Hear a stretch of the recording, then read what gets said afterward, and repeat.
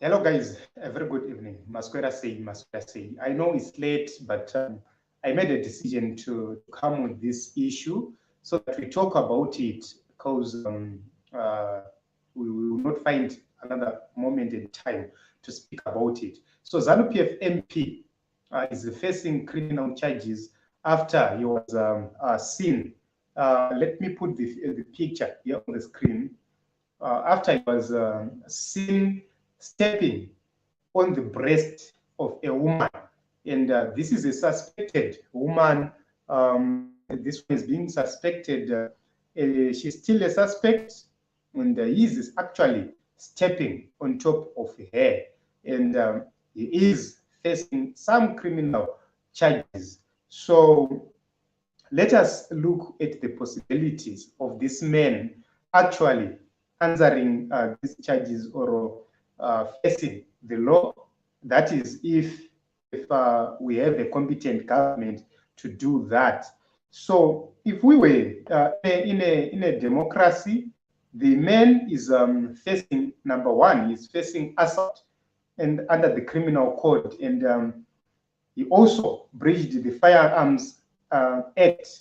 So, these are the two key issues he is facing. Number one, assault under the criminal code, and secondly, the breach of the Firearms Act. Why am I saying assault? You can actually see that he was stepping, or he is stepping on the breasts of a woman. And the question or the logic behind that, there is no justification whatsoever of his behavior and what he is doing here. So you can actually see that this is not something expected of an MP, expected of a leader. And look into his hand, he's holding a gun. Those are two criminal charges he must face if we are to have a competent democracy and a competent government, because you cannot dehumanize somebody like that. So the story is going like this. This woman said that she had boarded a taxi going somewhere to St. Joseph's Mission. And during the course of the way, that is where they were intercepted by the team of the MP. And they were intercepted because the car they were traveling in was stolen. That is the information which is there. And the person who stole the car is not, or was not, driving the car. So this car was being driven by another person. And that person fled and was not caught. And this woman also tried to flee, and she was caught.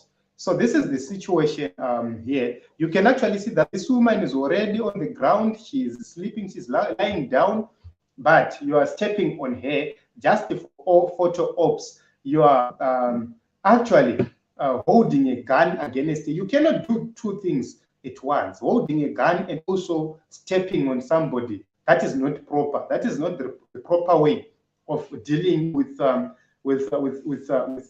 criminals. Of like this woman, I don't believe she is a high-profile criminal who deserves to do that. She has been submitted. She submitted herself. She surrendered. She was lying down, and you see such evilness. Basically, this is what they do. The question is, why is it that everywhere you see a ZANU-PF person, there is a gun? That guy who contested in Chitungwiza Ward 7, he had a photo, akabata foot. The other guy, foot akabuda, akabata foot. Right now, this guy who shot Samantha, akabata foot as well. And this one, this MP, these are ZANU-PF MPs, ZANU-PF people. So it seems as if everyone within ZANU-PF does have a gun. Is it the culture? Or I don't know what is really happening with this one.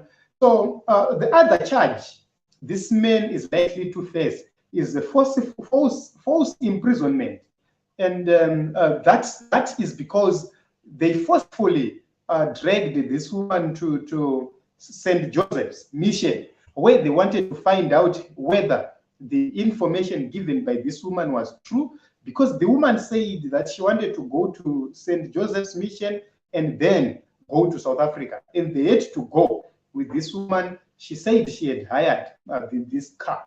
In my belief, they would have arrested her, they would have handed her to the police, and they would have allowed the police to do the investigations. But the minister decided to do the investigations himself. The MP decided to do the investigations himself, which means if this woman is exonerated under the laws, it shows that this man committed a crime. And in an independent and free Zimbabwe, this man should face a criminal justice, because we cannot have people putting or taking the law into their own hands. This man was actually taking the law into his hands, deciding other people's fate and deciding what should happen to other people. 353 Anzi, so guns are the new norm now. The country is in crisis. What is this? Are these military supplies or what? Where are these guns coming from? That is the question we are all asking. Where are these guns coming from? And why do these people need guns to an extent where they parade guns everywhere? Everywhere it's a gun, everywhere it's a gun. So when you see these people threatening us, they are threatening us because they are in possession of firearms. So whatever you can hear, these are the people, these are the criminals.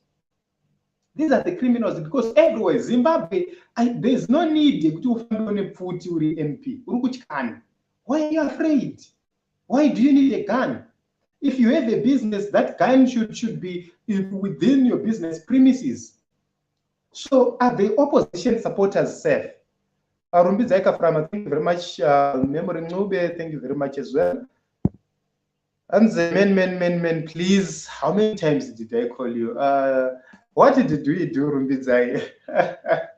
Not all of us are like that. You know what? We are good people. Not all of us. Only some people are like that. They fear. These are criminals, so they fear the people. That is the reason why they have guns, so as to threaten people. So when we are to ask about the increase in terms of armed robberies, who should we point to say who is committing armed robberies in the nation of Zimbabwe? Okay, Anzi Nachibaba Shawan, hi bro, how are you, Chibaba? Thank you very much for coming. We are discussing about this ZANU-PF MP who was stepping on top of a woman, and even if we are to say this woman is a criminal, that does not warrant the MP to step on her like that. That is not proper in my view. And the question is, why are we seeing guns everywhere? Why do they need guns? What are they afraid of? What do they want to protect? What are they protecting? So you can actually see that this is the kind of behavior we now have. This is now a norm where everywhere you go, you see a gun. Everywhere you go, you hear about a gun. And the question to the police is, are the police going to investigate whether these guns are registered or not? Because that is what is very important. They might have smuggled these guns into Zimbabwe, and when they shoot people, there is no accountability because it's a gun which was smuggled, it's a gun without a certificate which is not registered, and that is not so proper. So we need these people to be held accountable. So basically, in short, or in conclusion, I want to conclude. I don't want to take much of your time, it's late. The MP is facing #1 assault charges. As you can see, he was stepping on top of a woman, and that is not so proper. That is indeed assault. He assaulted this woman, and secondly, he violated the Firearms Act. So the question is, why did he need a gun, and why was he doing with that gun? And how can you say to somebody who is lying down? How can you step on top of somebody who is already lying down? That is the question which we need to ask. This person is already lying down and is surrendered. Why are you stepping on top of here? So the other issue is that this man took this woman forcibly to St. Joseph's, where they went to verify whether what she was telling was true or not. Instead of taking it to the police, they took her to St. Joseph, something which is wrong. And we believe that this woman was supposed to be taken to the police so that the police can investigate this whole matter. So, Anzi, are we safe in Zimbabwe? We are not safe in Zim. They are afraid of people because of what they did to us in the past from 2010 till now. I agree with you. Jairus Chekure, this one needs to be arrested. They won't arrest themselves.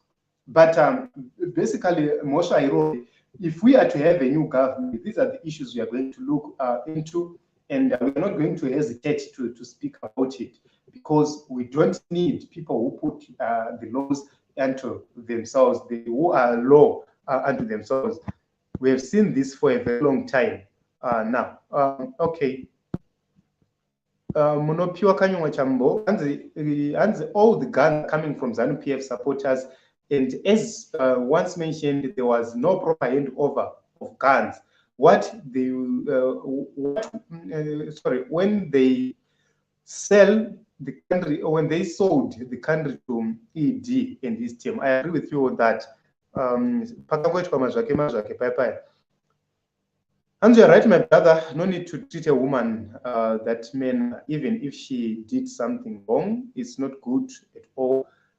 Okay, thanks for letting us know. Keep it up, the good work that you are doing, bro. Thank you very much, Baba Chawan. Okay, guys, it's late. I don't want to take much of your time. I decided to bring this attention to you, to your attention. Honestly speaking, this is not proper. This is the reason why people are always doing whatever they want with our women. That is the reason why they exploit our women at will, and they abuse them at will, because they feel that they are powerful and untouchables. But one day is one day. But